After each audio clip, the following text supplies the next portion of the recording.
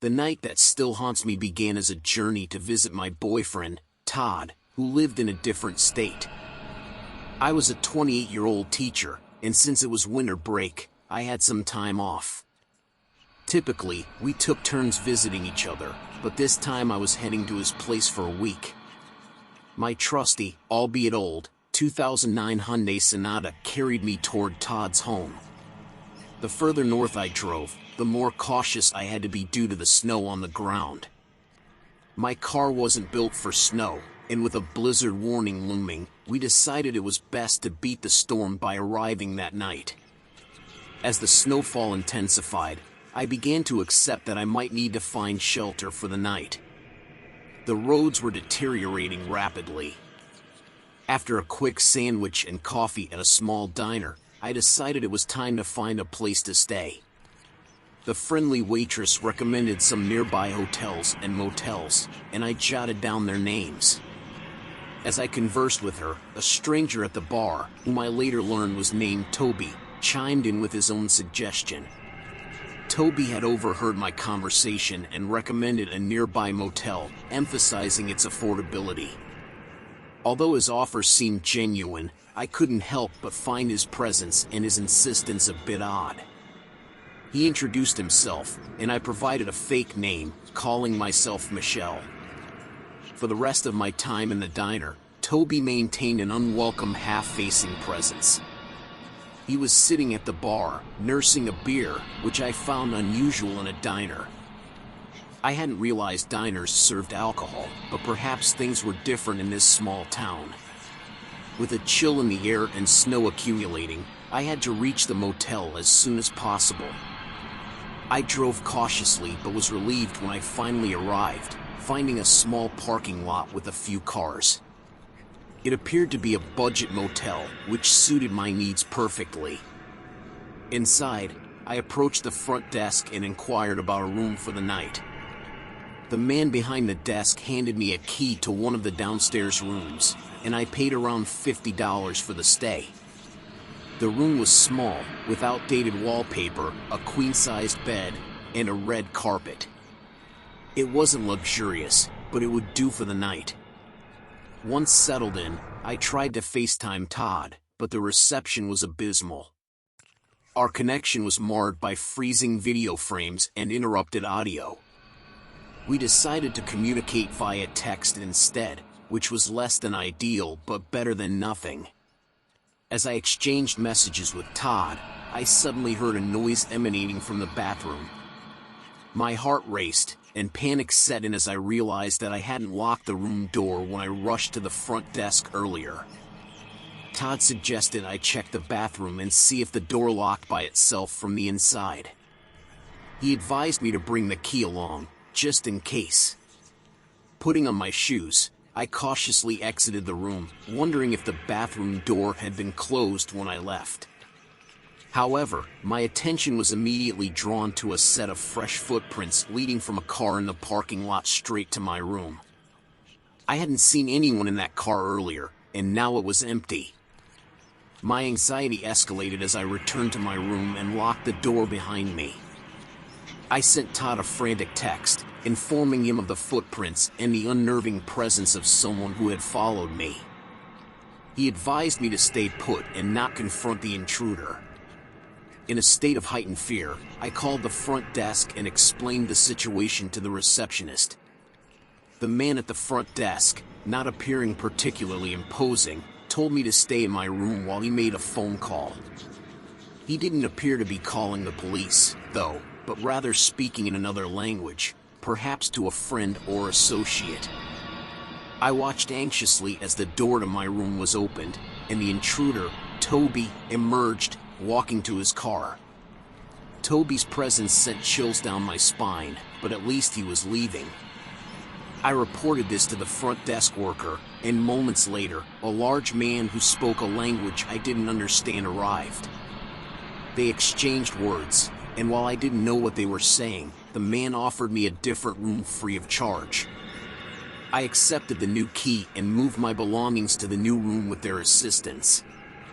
It was clear that the front desk worker didn't want any negative attention drawn to his motel. That night, I stayed put and didn't encounter any further disturbances. The following morning, the streets were somewhat plowed, and I continued my journey to Todd's house. Looking back, I realized how little I could trust strangers after that horrifying night. My sense of safety had been forever altered, a haunting reminder that danger could lurk even in the most unexpected places.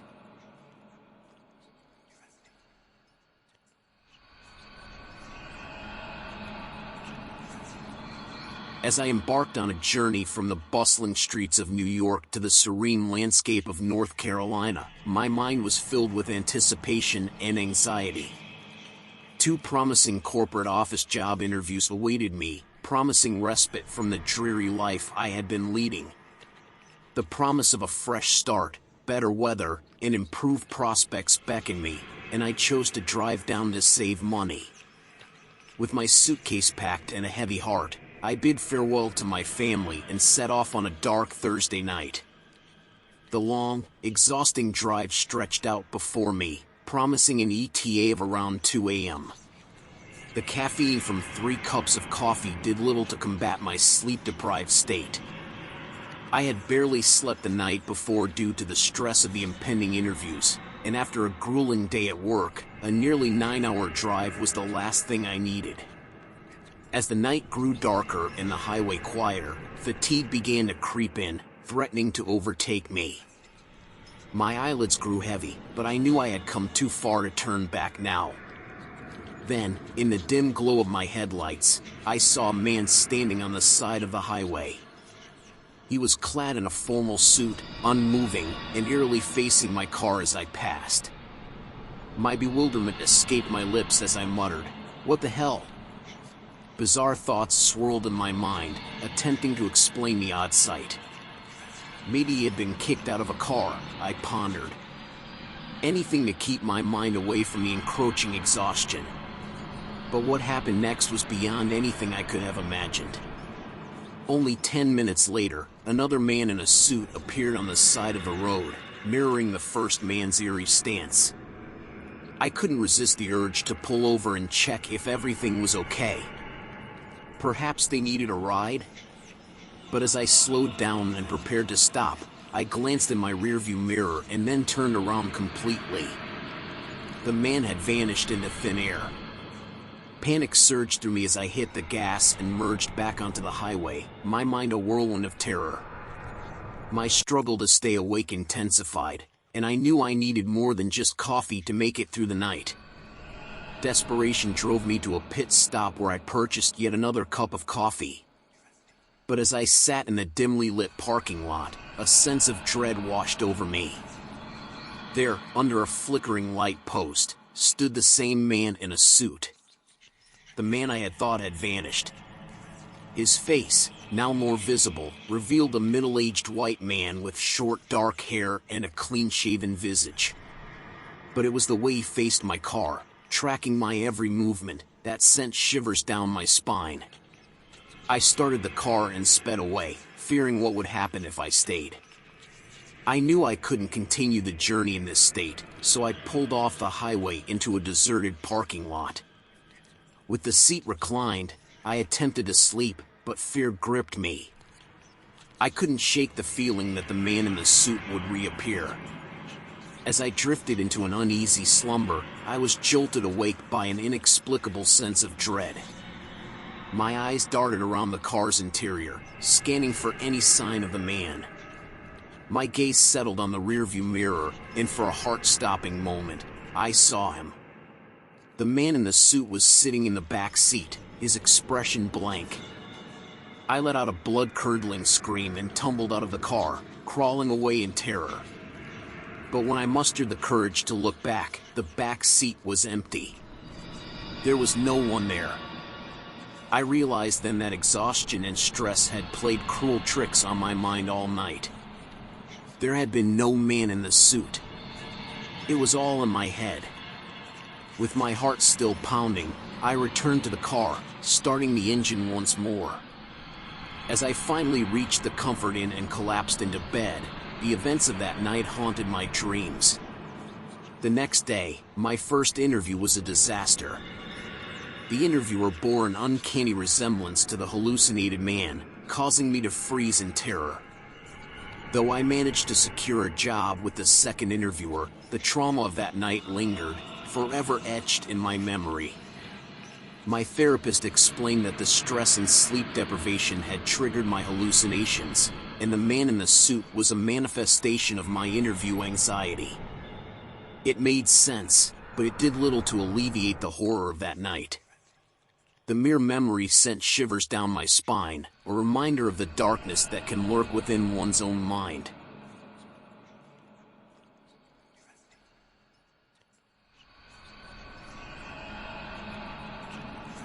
As I drove through the desolate roads of Clearfield County, Pennsylvania, well past midnight, the tranquility of the deserted highway was a soothing balm to my nerves.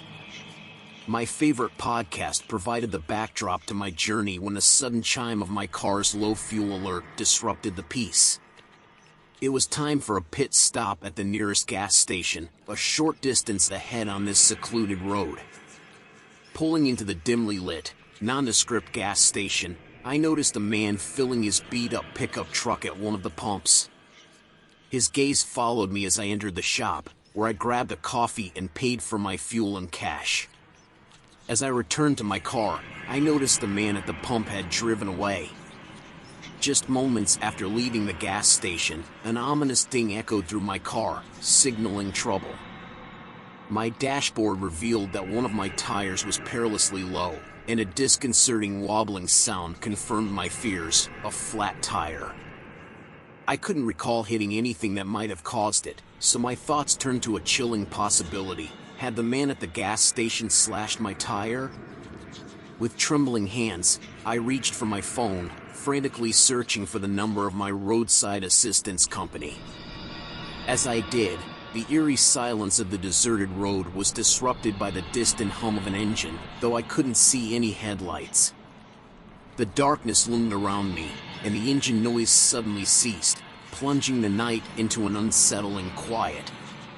Suspicion gnawed at me, and I decided to investigate the source of the noise. I retrieved an SOS flashlight from my trunk, a thoughtful gift from my father. With a powerful beam of light, I scanned the road ahead, spotting the reflective glow of a truck's headlights about 200 feet away. It was the same pickup truck I had seen at the gas station. Panic washed over me, and I hastily retreated into the cover of the nearby woods. Fumbling with my phone, I dialed 911, desperately whispering my location and explaining that I suspected foul play involving my slashed tire and the mysterious man following me. The dispatcher asked a series of questions, requesting a description of the man and his truck. As I recounted the details, the sound of the truck's engine starting up again sent shivers down my spine. This time, the headlights were on, and I watched through the trees as it pulled up alongside my car. After a brief pause, the man called out, "Do you need some help?" My instincts screamed at me not to respond. I relayed my location to the dispatcher, who advised me to stay hidden in the woods if I felt threatened. She asked if I could see if the man was armed, but before I could reply, the call abruptly disconnected due to my poor cell reception. I waited anxiously for her to call back, but my phone remained silent. Meanwhile, the man approached my car, and the situation grew even more dire. The terror constricted my chest as I contemplated my options. Seconds stretched into agonizing minutes. Then, I heard another vehicle approaching. It slowed down, and I strained my ears to catch snippets of conversation. A second man emerged from the truck and began speaking to the first one. Their voices drifted toward me, and I overheard the creepy man weaving a fabricated tale, a sinister cover-up for his actions. Summoning every ounce of courage, I burst from the woods, screaming for help and declaring that I didn't know him. Both men turned toward me, their faces twisted with surprise and confusion. I quickly related my suspicions, claiming that the man had slashed my tire and pursued me. The second man in the truck appeared horrified by the accusation, his expression mirroring my own disbelief. The eerie man stuttered and fumbled, denying any wrongdoing and insisting he had never seen me before. He hurried back to his pickup truck and made a hasty retreat, backing up until he cleared both of our vehicles before speeding away into the night. The man from the truck that had pulled over to help me approached and examined my flat tire, offering to give me a ride into town. I declined, mentioning that the police were on their way. True to my word, within minutes, a patrol car arrived with its lights flashing. I recounted the events to the officer, and the man corroborated my story. The police officer assured me they would check the gas station's security camera footage for any evidence of the tire slashing. After exchanging information, the tow truck driver arrived to take me and my car to a nearby shop, where my dad picked me up. Though I never heard back from the police officer, it was clear that he hadn't found any incriminating evidence on the surveillance footage. Nevertheless, the chilling reality of how close I had come to a potential abduction continued to haunt my thoughts. The darkness had concealed the sinister intentions of a stranger, reminding me that danger could lurk in even the most desolate places.